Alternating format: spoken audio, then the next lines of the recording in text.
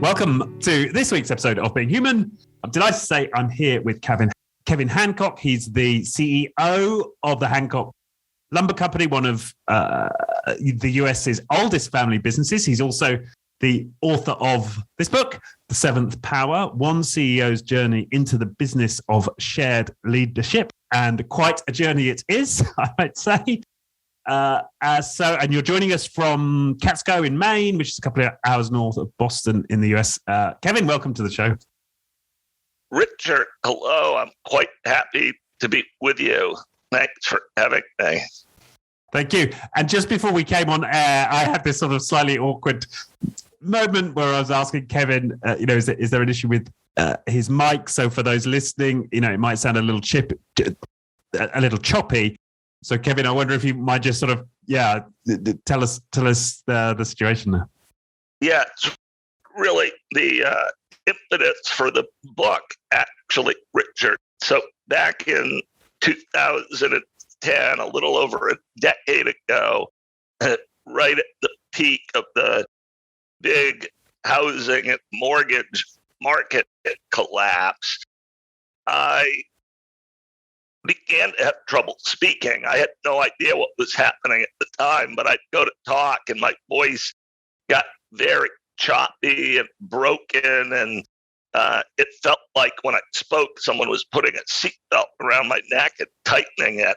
Turned out I'd acquired a rare neurological voice disorder that I'd never heard of called spasmodic dysphonia, which has no known cause and no known cure. So there I was in 2010 trying to help lead a lumber company through the collapse of the housing market without really being able to use my voice. So if my voice sounds a bit unique, it's because it is a bit unique. But one of my messages from that is every voice is unique by design. So anyway, that's the quick story. No, that's good. Well, maybe that's a good sort of segue to launch off then. So you're leading this lumber company. The market's in presumably the sort of house building market is going into free fall. You're losing your voice. Like, should we pick up the story from there? Yes. So it really was, in hindsight, stress related. You mentioned our company, Hancock Lumber, is one of the oldest companies in America, which in British terms makes us probably a young company. We only go back to the 1840s, but I'm part of the sixth generation of my family to work for the company. Anyway, my voice condition kicked in, and quite quickly I had to come up with a different approach to leading. I hadn't thought about it this way before, but as a CEO, my primary tool had been my voice, and suddenly I couldn't use it. Long story short, when it's hard to talk, you quickly develop strategies for doing less of it. And mine that I adopted, Richard, was essentially to answer a question with a question, thereby putting the conversation back on the other person. But this is where it started to become a leadership epiphany. So someone would come up to me at work because I was the CEO or one of the leaders of the company, and with a question or a problem. Previously, before my voice disorder, I would have given an answer and a directive and told someone what they should do. But now what I started doing, because my voice was saying this, gee, that is a good question. What do you think we should do about it? And then that person would tell me, and I would then say, at first, just to protect my voice, okay, that sounds good, let's do that. And off he or she would go with his or her solution to the problem that they'd identified. Now, what really struck me over time, having done this, say, hundreds of times, is this. People actually already knew what to do. Mm. They didn't, it turned out, need a top-down, CEO-centric directive. What they really needed was the encouragement and the safety to trust their own voice. And that's when it hit me that maybe my own voice limitation, which I only ever thought of previously as a hindrance or a liability or a pain in the neck, was actually a bit of a gift or an invitation to lead differently in a way that pushed power out away from the center and gave others a stronger voice. Wow. Yeah. And I'm just thinking, Strike, you talked about, the number of generations this business has been in your family, and presumably this was a huge shift. I mean, I'm guessing you were kind of raised to be the director of this company, right? The guy with the answers telling people what to do. Am I right there? Yes, I didn't see it that way growing up. Like, I oddly didn't notice, but as I reflect on it, I would say that's exactly right. And I watched as a child my father and even a bit my grandfather, both who led in a very traditional way. And I started out in my career doing exactly the same thing because that's what I had saw and followed. So this was a huge shift for me personally. And then it became a big change for our entire organization. Right. And what did the leaders around you, how did they react to this? Were they like, come on, Kevin, we want the old Kevin back, enough of this softy stuff? Like, I'm interested. Well, yeah, I think it took like any corporate or organizational change, people stand by and watch for a while to see if this is really going to stick. But in my case, I had no choice. Like back then, if you'd been kind enough to invite me to have a talk with you, I would have had to say no.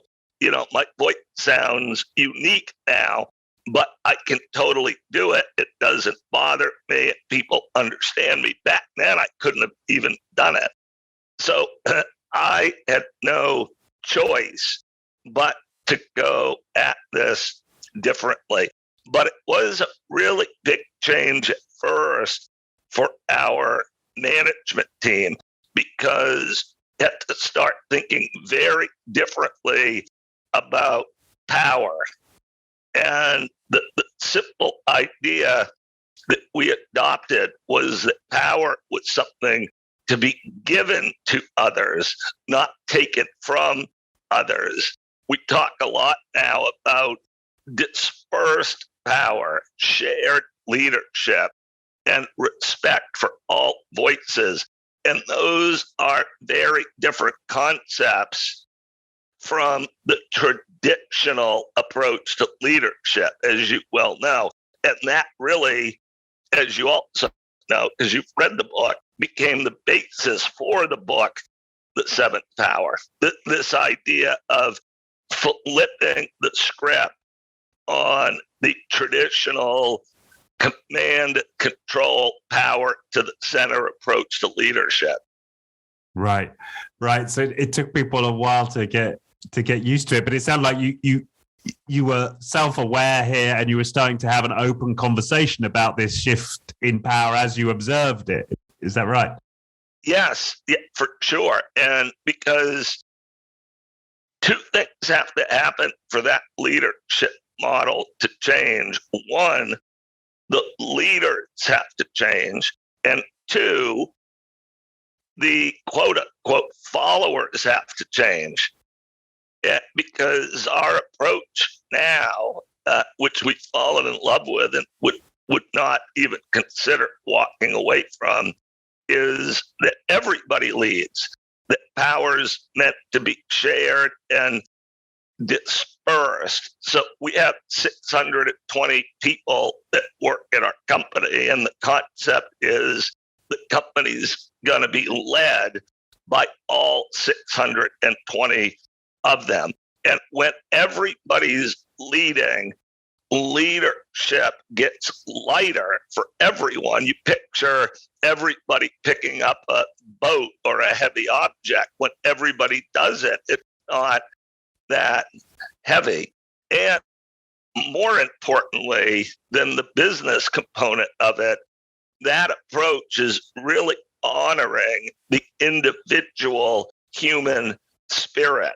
So I've come to think about using the place of work for a higher calling, which is to really help everybody come into their own true voice, which for me is a phrase that really represents the idea that every individual is unique by design. No two souls or spirits are ever going to be the same.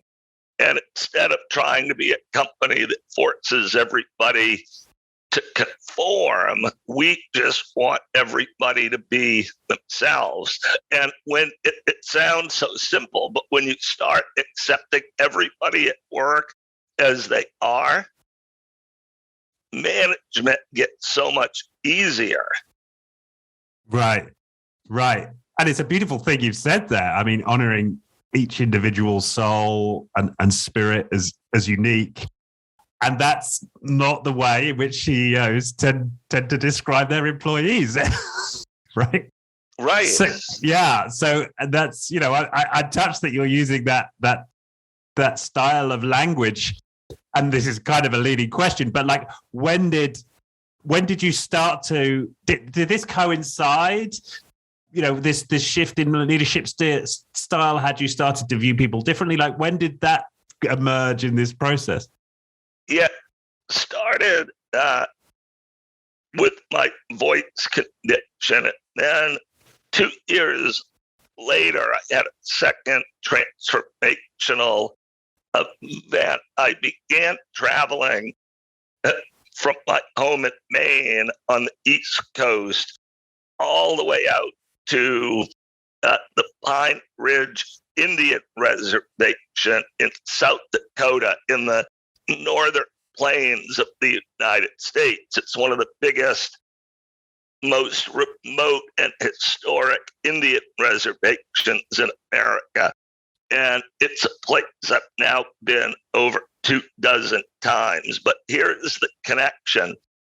There, I met an entire community that didn't feel fully heard, that felt marginalized, that felt as if a piece of their voice had been taken or stolen. And in the oddest of ways, I could kind of relate through my own voice condition.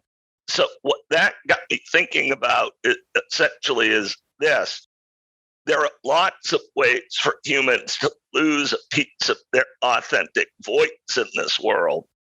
That got me thinking, actually, Richard, about the very purpose or meaning of life on Earth, that unanswerable question that we all ponder.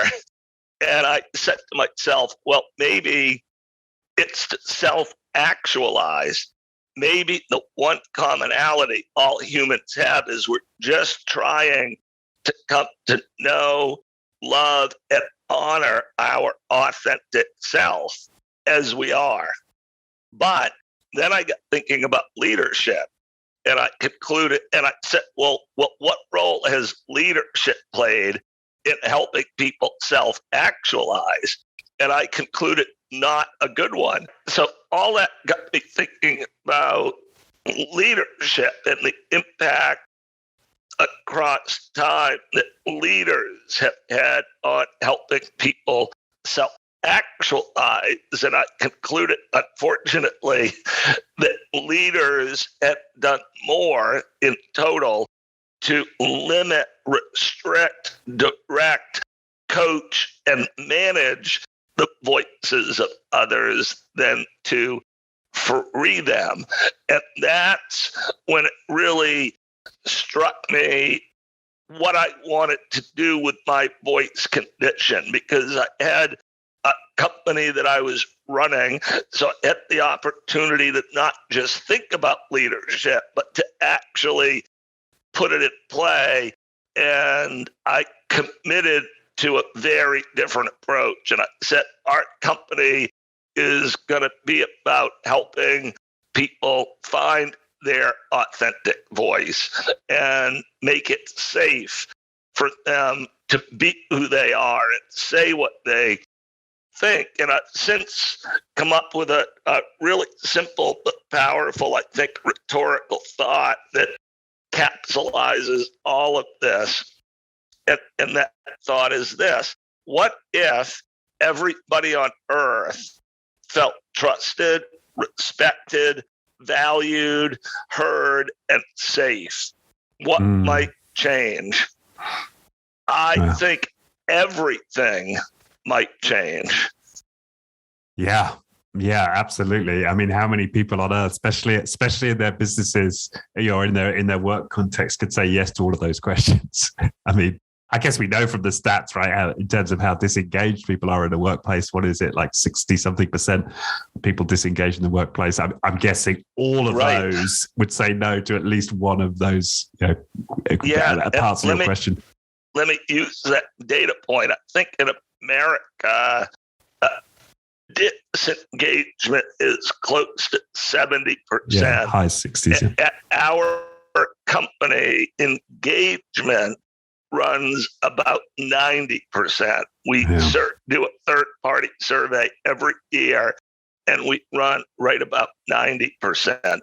And I have a thought on that, too. People look at that disengagement and say, what an economic lost opportunity, which is true. But I look at it and say, what a human lost opportunity. People who work spend a lot of time and energy working. And for that to be nothing more than an economic exercise in the 21st century, this is not the Industrial Revolution. In the 21st century, that's just not necessary. And it's not just to improve corporate performance. It will improve corporate performance, but that's the outcome of a higher calling. That higher calling is honoring humans at work. Yeah, beautifully said. And we could get, I'd love to get a little bit more into the corporate performance impact here, because I think for some part, some people listening, that may be, what gets them into this conversation. But I'm also, just to wind back a little bit, how do you find yourself visiting, Pine Ridge? Like, I'm just interested in the backstory. Yeah, I had always had a love affair with the American West, the history, the landscape, the bigness of it. In about 2012, the economy had stabilized, and I could see our company was going to be okay. And I had this growing feeling coming from the rugged individualism of Maine that I tried to fight, couldn't. And that feeling was I needed to serve myself a little bit more. I needed to take some time to try to regain my voice, both literally and spiritually. Anyway, that summer, I picked up a copy of National Geographic, and the Pine Ridge Indian Reservation was the cover story. And I read it, and I'd never been swept away before like I was reading this. And I finished the article. I turned to my wife and I said, I'm going to go there. I want to see what life is like for the people who live there. And that turned into one trip, which became two. And I've now taken to Lakota names, have lots of friends there, and have been there over 24 times. It was really, though, a chance to serve myself. And that's another big point in my book, is that in order for any of us to lead, the first thing we've got to do is make ourselves strong. And this idea of constantly sacrificing for others has short legs because we end up running out of gas. I've thought a lot about how change happens, and I've, from my own view, put it in 3 circles. Change happens within us, then beside us, then beyond us. And this was a big management transformation for me and our company as well. The point there is, if you want to create change, you don't first look at other people. You first look at yourself. And that classic timeless thought from Gandhi, become the change that you wish to see. However it is you'd like to see your company, family, community, school, or planet change, just become that change. And I found that very liberating, very empowering. But that also flips the script a bit, right, Richard? Because in that approach, you've got to first serve yourself. And so it's really about making yourself light up. And when you light up, you then become something of value to others. And so Pine Ridge became, for me, this place where I lit up, that gave me power, that gave me energy, but had nothing to do with my expected roles or where people expected I would be spending my time or using my time. Right. Yeah, I can imagine. And just talk me through then walking into this reservation, and then how did this experience have you light up? Like, yeah, how did that work? Yeah, it took a while.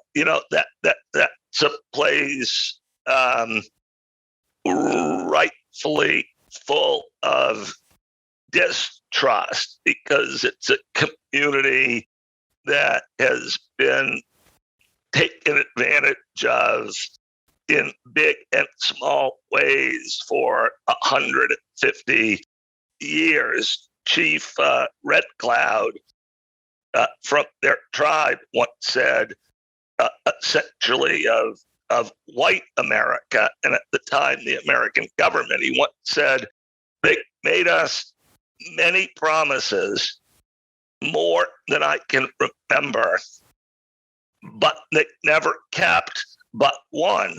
They promised to take our land, and they took it.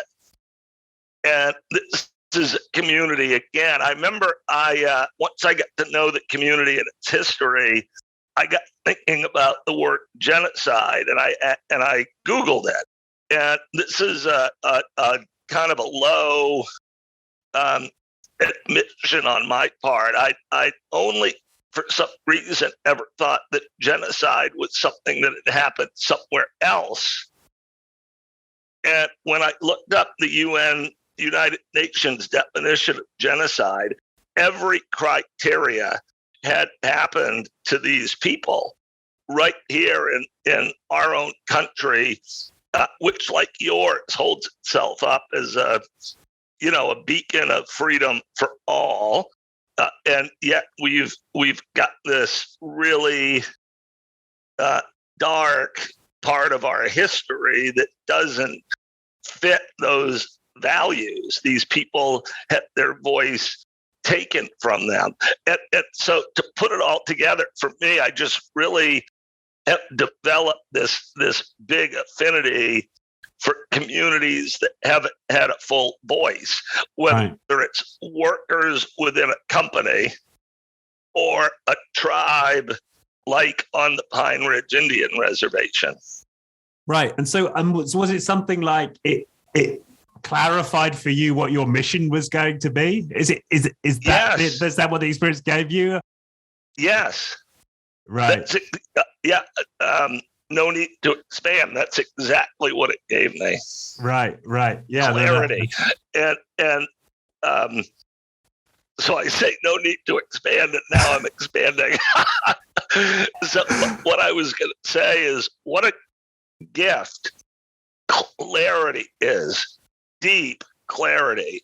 And what I got from my voice condition and my time at Pine Ridge is deep clarity about what mattered to me, about the change I wanted to become and see in the world. And that's liberating too. When you have that level of clarity, you are kind of set free to just go, which is what I've been doing, going at that for the last 10 years. Right, I get it. And so when did you first start expressing this? I'm just sort of imagining a scenario where you start saying this to your staff. Like, what's happened to Kevin? What are you making in that reservation? Yeah, getting close to 10 years ago. And I do think at first people were like, okay, what's going on here? I tell people, someone said to me once, Kevin, you had the best midlife crisis I've ever seen. But it really is. I have a friend who's a spiritualist who made an interesting comment to me one day that served as the basis for that concept of a midlife awakening. And she said that what happens, in her view, is at about the halfway point in life. Think of it as halftime on the soccer pitch, that the soul calls a timeout and really takes an inventory of how things are going and assesses whether or not that spirit is on its proper trajectory. And if it's not, tries to give it a nudge to move it in the right direction. Now, I needed a big nudge, so I got this giant shot across my bow in the form of a voice condition that forced me to change in a way that was a blessing. And really, when you oversimplified, when you talk less, you listen more. And the biggest voice I started hearing was more clearly was my own. Yeah. And you heard your voice more clearly, and you talked about light. So are you also experiencing light? I mean, is that part of this? Your own light? Or? Well, it was all very stress relieving, I would say that. And I have said before that it all made me feel physically lighter. Like when you know you're on your path, you found your voice, you know it.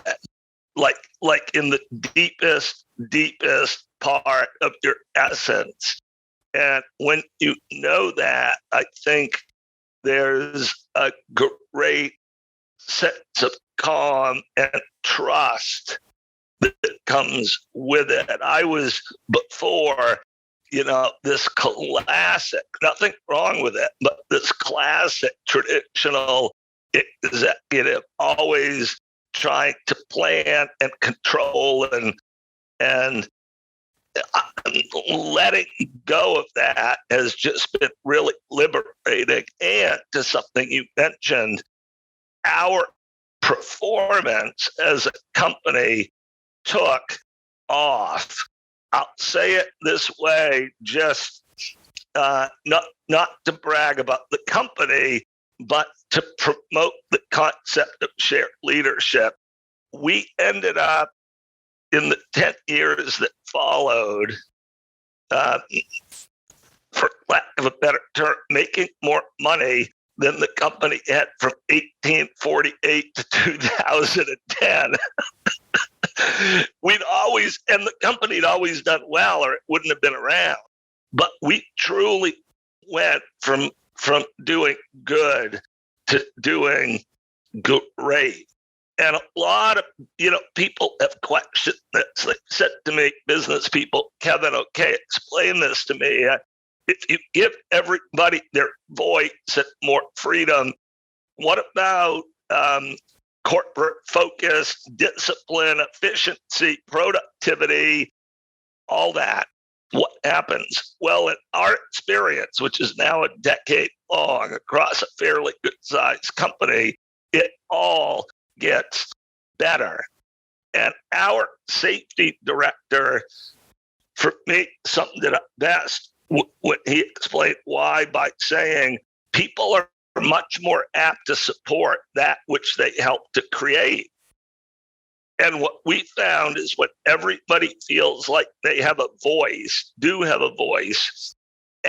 we make better decisions.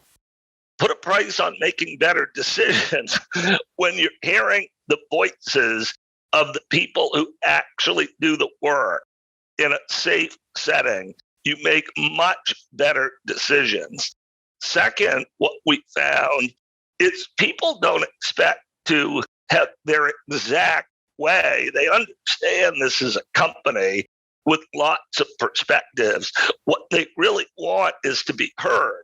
And if they feel like they were heard authentically in a decision-making process, their willingness to support the outcome, really authentically support it, goes way up.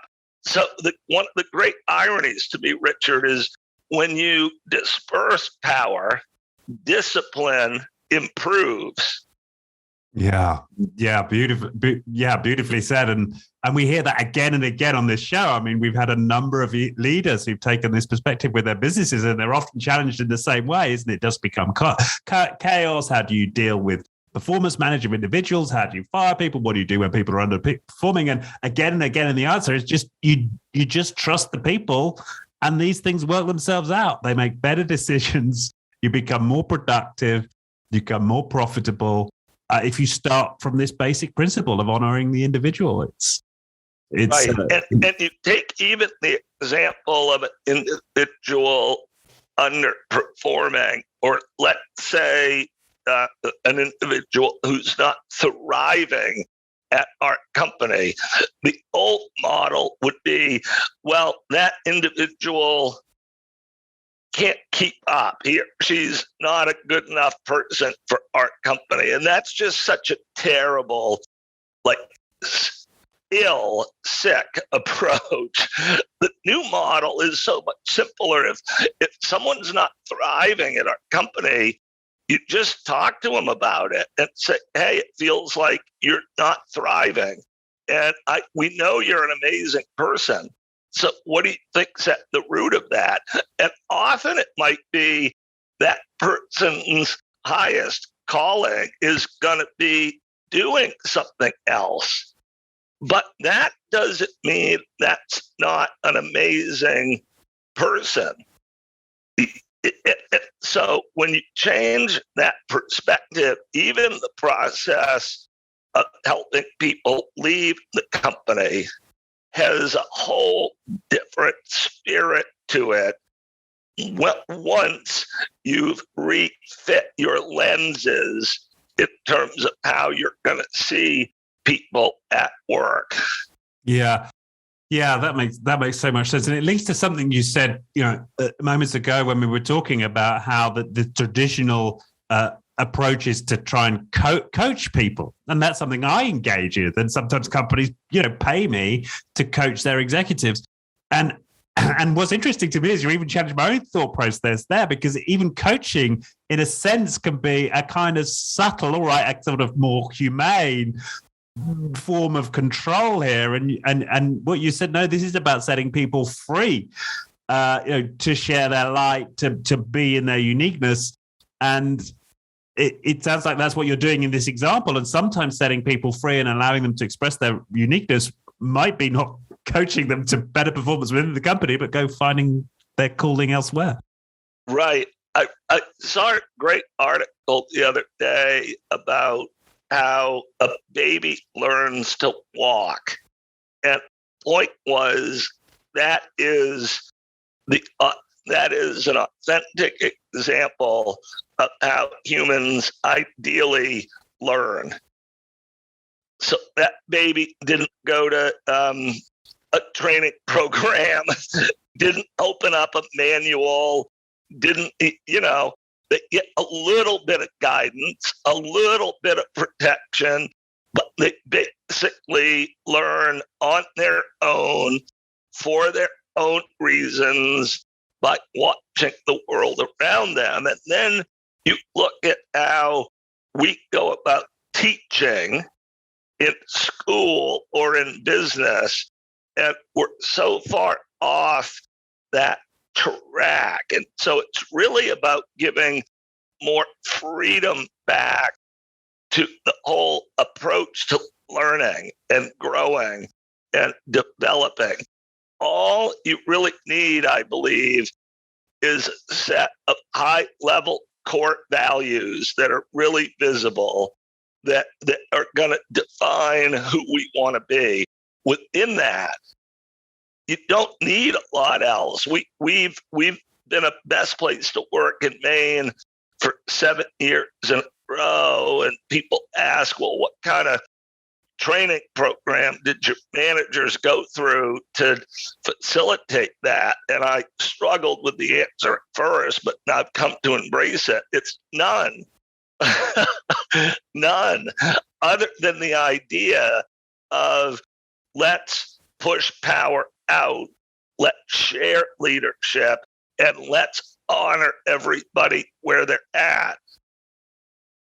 Yeah, beautiful. No manuals, no guidebooks, no induction programs. Yeah, just honor the individual. And yeah, I can imagine some people listening to this and thinking, yeah, but how do you then solve the coordination problem? If everyone's being free-spirited, you've got some lumber to cut, to ship, and to get out the door to customers and fulfill orders. I suppose respond to that. How does the coordination get solved in that context? Yeah, it gets a lot easier, is a long story to that. The old model of controlling what everybody says, that takes a ton of work. That takes a ton of bureaucracy and hierarchy and reporting and record keeping, and it doesn't work very well. The new model is a lot less work and a lot more effective. So within any work group, take a production team in one of our sawmills, they huddle every morning. We've agreed on what our core metrics are going to be. They participated. We've agreed. We've got core metrics. They're on the board. By the minute they're updating, and that team is working together on how to continuously improve their segment of the operation to best achieve those metrics. So there's no lack of discipline or data or accuracy in that model. It's a really funny idea to think about it. It goes to the heart of the problem that if we trust people more, that must create poorer results. Think about what that implies about how we think about humanity. And what I'm here to say is if we trust people more, that creates better results, more accuracy, more buy-in and more discipline.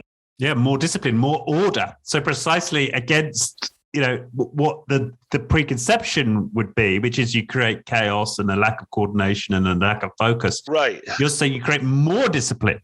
By trusting more, you create more discipline. And that, I think, is one of the kind of counterintuitive for some messages that, here that we're right. bringing to the Because table. think about this, too. I don't think it's talking about enough. When a company is inaccurate, chaotic, unsafe, lots of rework, lots of production breakdowns, who suffers from that? Of course, the company performance does, but the real people who suffer are the ones in that value stream doing the work. They have to live it. One of my favorite questions about accuracy, or its opposite, rework, going back to do rework, is I'll say to a group, how many of you enjoy rework? Nobody raises a hand. Nobody enjoys rework. So again, it's shifting perspective.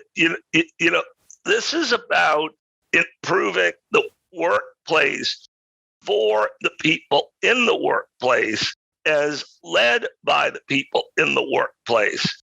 It's such a simple approach. And of course, they want a smoother, more accurate, more consistent workplace. Of course they do. And they know best how to create it because they're living in their segment of the value stream every day. Right. Yeah. No, that makes complete sense. That they feel the consequences and you give them the power to do something about it. They're going to make a better operation, right? That's yeah. I think it's oversimplified, but kind of two ways to live or manage. One would be with a high level of faith in humanity, and the other would be a high level of doubt. That high level of doubt would say, well, we need more control. We need more supervision. We need more management. And the approach you and I are talking about today is, no, we need more trust. We need more support. We need more listening. We need more encouragement. Right. Yeah. That makes complete sense. One of the points in your book, one of the sixth lesson here, which I thought we might touch on, is overreaching has consequences. Overreaching has consequences. I wonder if we could talk about that a little bit. Yeah, so I saw this on the Pine Ridge Indian Reservation, in the second half of the 19th century. Our country, America, had this idea of manifest destiny to have a country that went from sea to shining sea. And we ran over the people who already lived here. And our country is still dealing with the consequences of that.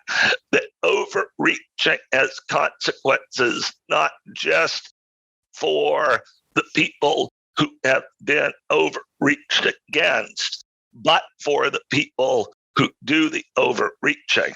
So in this book, The Seventh Power, I wanted a fresh example of that. And I was down in my basement one Sunday, looking for a movie to watch. And I came across a movie called The Bitter Harvest, which was about the Ukrainian Holodomor, they call it, in the early 1930s. Holodomor means forced starvation. And essentially, in the early days of the Soviet Union, the Ukrainian countryside was quite recalcitrant and not really very into the idea of a Soviet Union.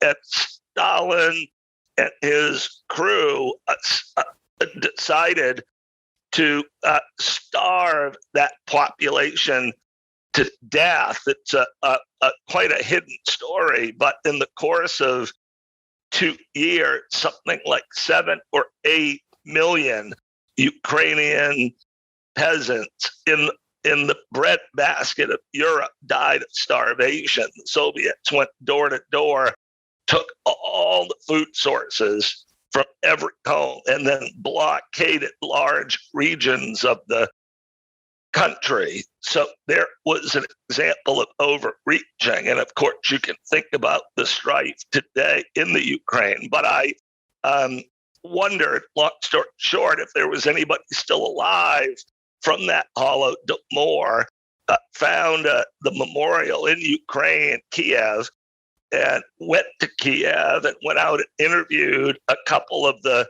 last survivors of this event and used it in my book as an example of overreaching and its consequences. Right. Right. And something that strikes me as part, a big part of your story coming through here is your willingness to follow your intuition. Right. The first with going to Pine Ridge, then going, over to Kiev. Like, is that something that's always been a quality of yours, or is this something that's sort of awakened along with this condition? I'm interested. It really awakened as a result of my voice condition. Yeah. Prior to that, I was more about what am I supposed to do? What do people expect me to do? And now I'm more about what's my heart telling me to do. Now, what's interesting about that, though, in my view, but to really test that, you have to talk to people in our company, is following my heart made me a much more effective leader, manager, and executive. For me, it wasn't about going to business school and getting not that those things aren't great. I'm not saying that at all, because for some people that would be following their heart. But for me, it was about acquiring some very different kinds of wisdom and then incorporating that into our work world. But I really would say my journey in the last 10 years has been, I measured it once, it's about 2 feet from my head to my heart. The toughest 2 feet of ground in life, I think, is to go from living dominated by the head to dominated by the heart. We need both. But I think life is really about learning to follow the heart, which to me translates back to this notion of helping everybody come into their true voice. When I say that, that's what I really mean. If it was safe to delve into your heart and be exactly what resonated there, that is authenticity. And what the world needs is authenticity. There'll never be another you. There'll never be another you. And only you can bring forth the fullest authentic you. But leaders can have a huge impact on supporting that or thwarting it. Yeah, absolutely. It goes back to what you were saying with the Gandhi quote, that be the change. But it also, as you say that, for me, it relates to trust, right? If you're following your heart and you've developed a deep trust in yourself. And how can you have trust in others at a deep level if you don't first have deep trust in yourself?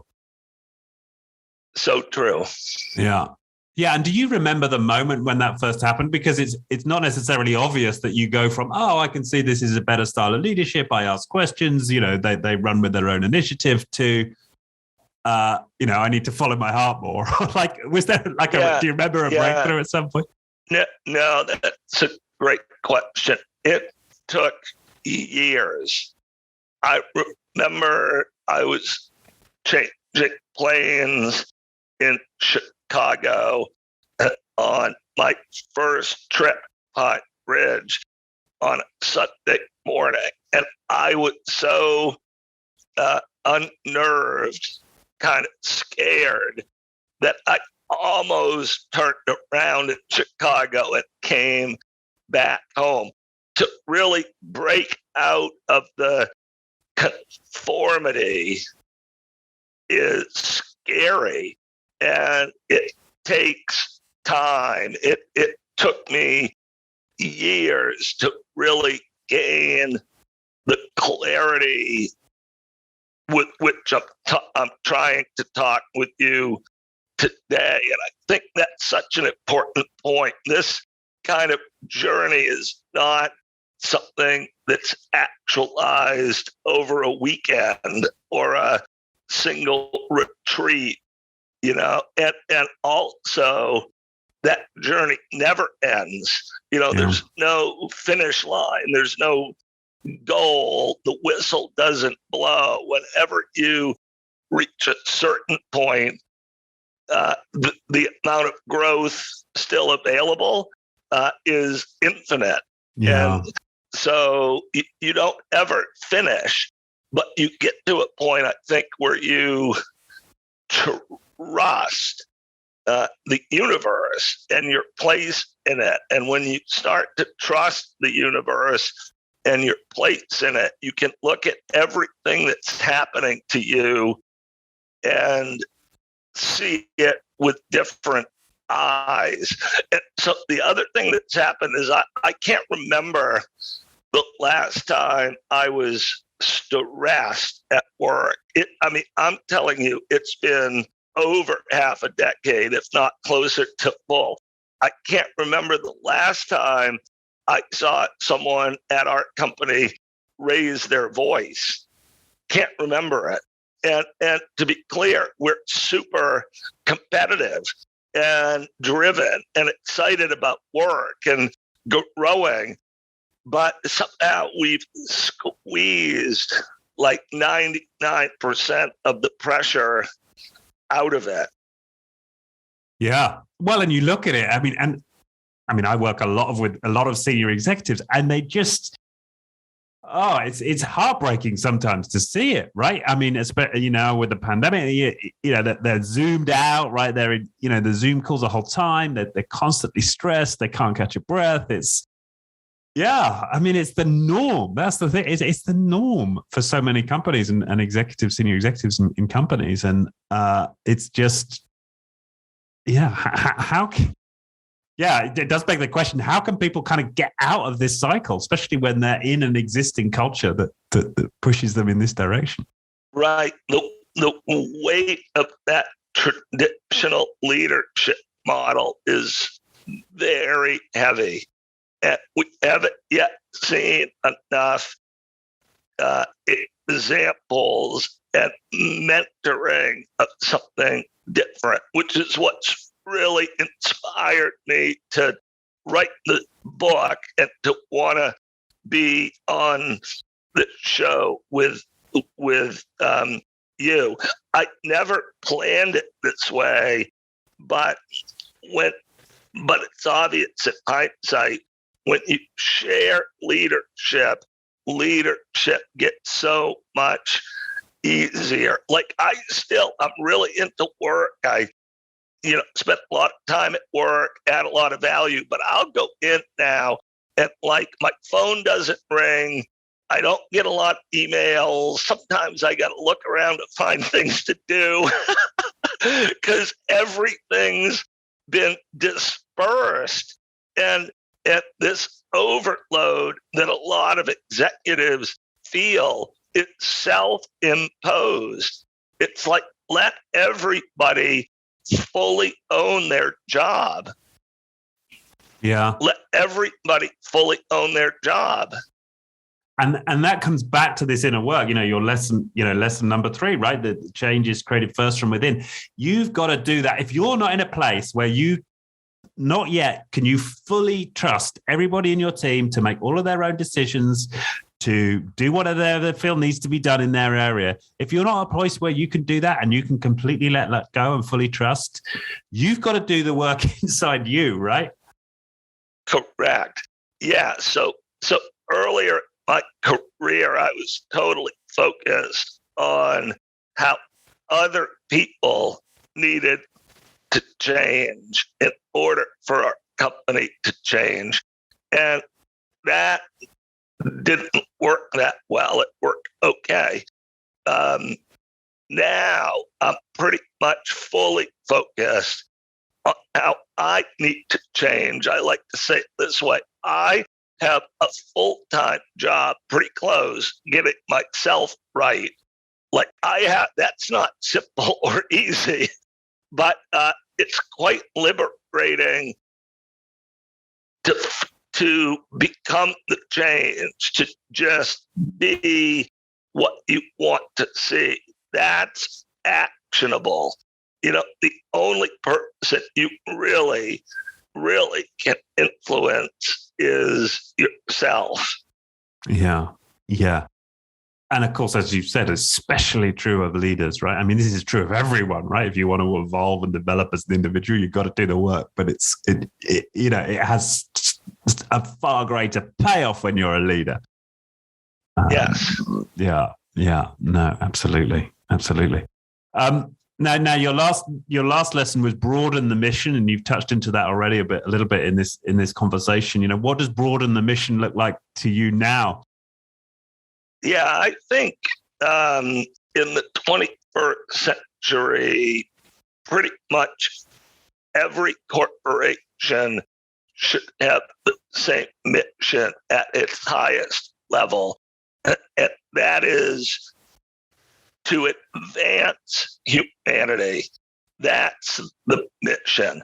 Now, in order to do that, we've got to be efficient, productive, profitable. All those metrics are still a really big deal because we can't sustain ourselves without them.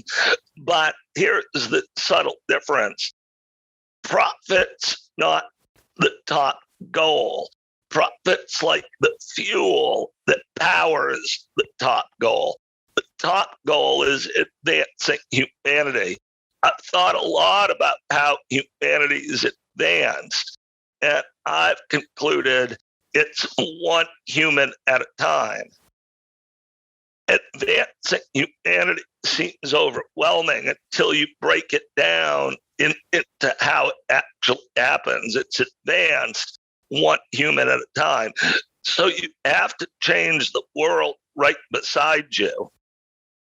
Now, if we want to advance humanity through adults, we need to go where adults hang out. And where do billions of adults on this planet hang out? They hang out at work.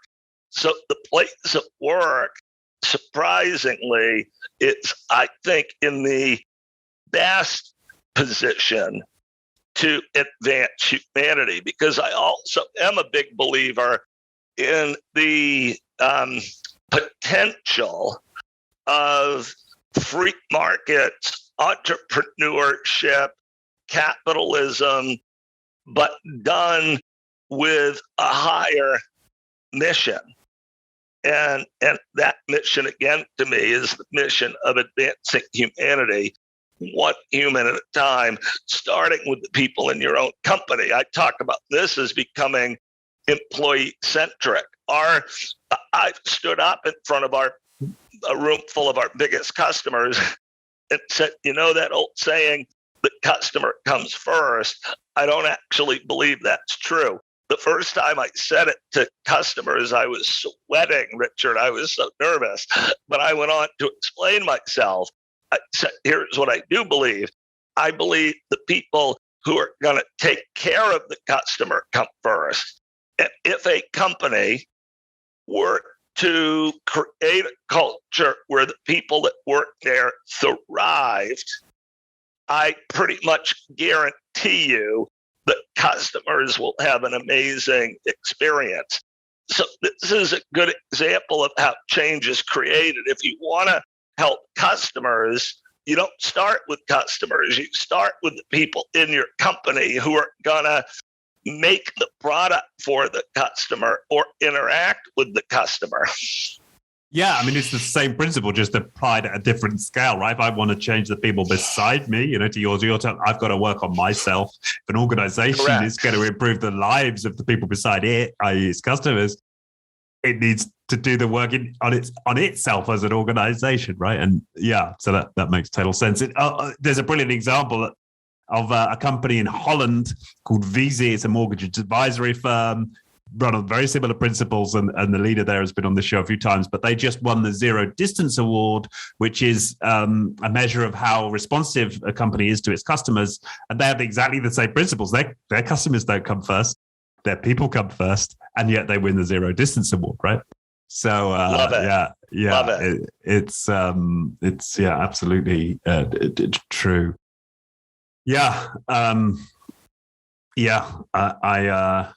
I really, I really appreciate what you're saying about advancing humanity. And what came to mind as you were speaking has, I guess the common trope, or maybe for some, is that advancing humanity is giving us all this great technology, sending us to the moon. And what the picture that formed in my head as you were saying that, yeah, sure, we can send some people in the moon, but they're all fucked up and neurotic and controlling each other. And, like, what have we achieved?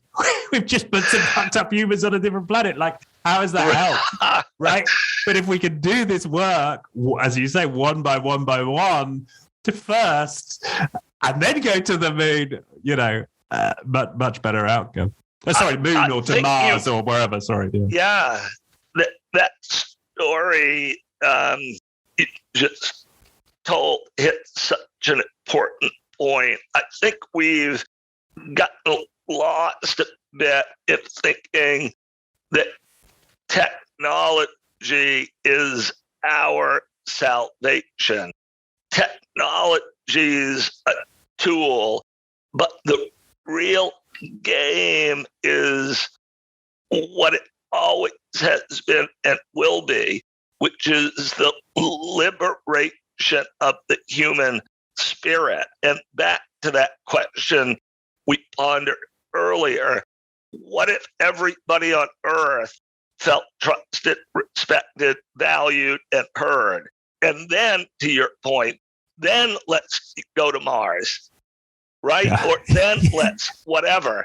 But until we get the human spirit right, there is no amount of technology that can undo that. And in fact, there are components of technology that can, coupled with a broken spirit, become downright dangerous, or regressive to the future of humanity. Our future is not first through technology. It is first through the liberation of the human spirit.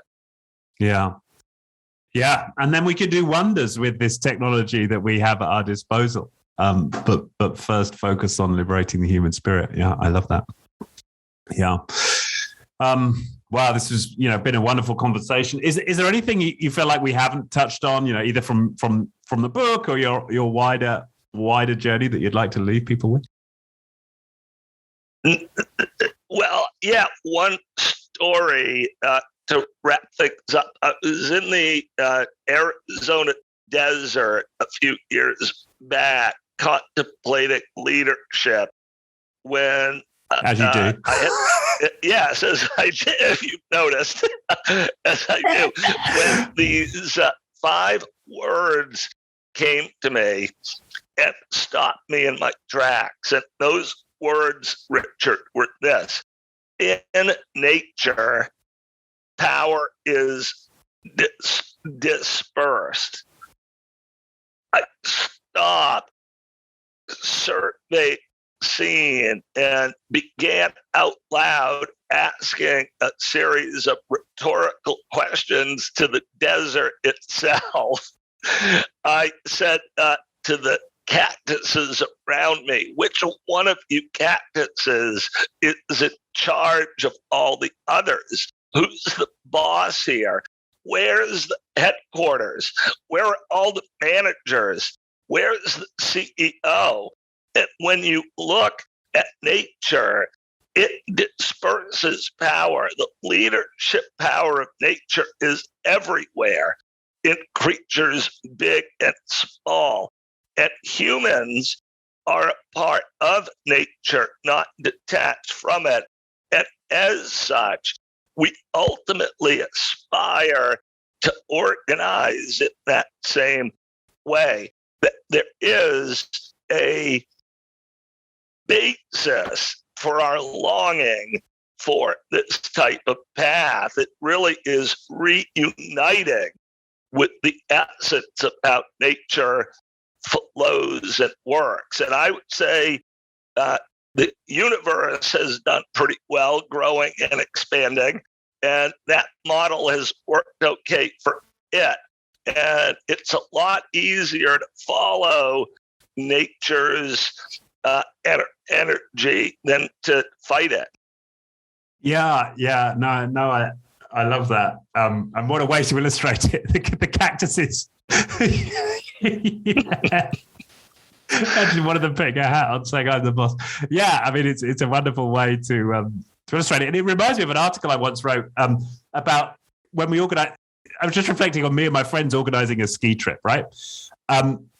Now, this was, it's not so easy right now with the situation, but, how do you organize a trip? Well, somebody says, oh, okay, I'll book the hotel. And somebody's like, all right, I'll organize the flights. And then maybe somebody else does the transfer. But nobody says, like, I'm the boss of the ski trip and you're going to be the financial director of this project. And, you're going to do the operate. It just kind of happens, right? And people volunteer. And if someone's not pulling their weight, somebody will have a word. But it all just happens. You have a beautiful time and the ski trip happens and you come home. Like naturally, and this to your point, naturally when we just have important projects to do in our lives with other people that we trust and we have affection for, it just happens. No stress.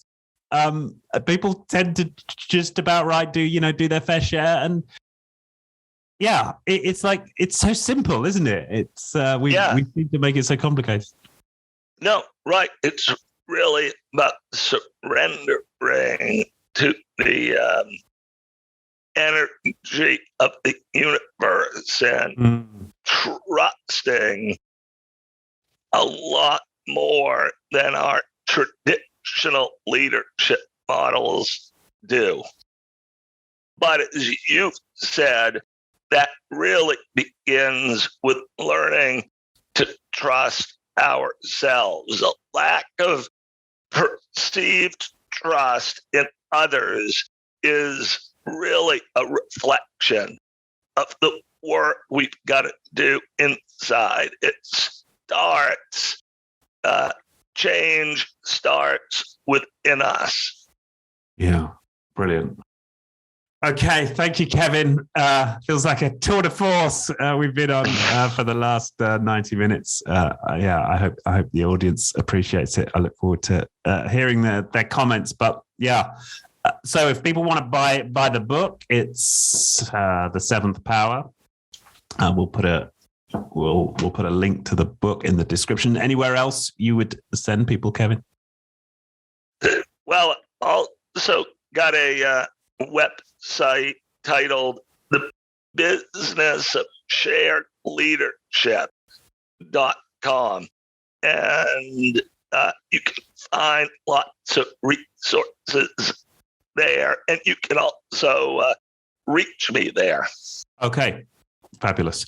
But I've loved being on your show, Richard. Thanks so much for having me. It was fabulous. Thank you. Wow, it's been fabulous having you. And, what a way, the last bit of work I'm going to do before Christmas. So it's been a great way to end my working year. So I appreciate that. Good. All right. Well, thanks again, and enjoy the rest of your day. You've got a day ahead of you. It's getting towards the end of my day here, but yeah, enjoy it. Thank you.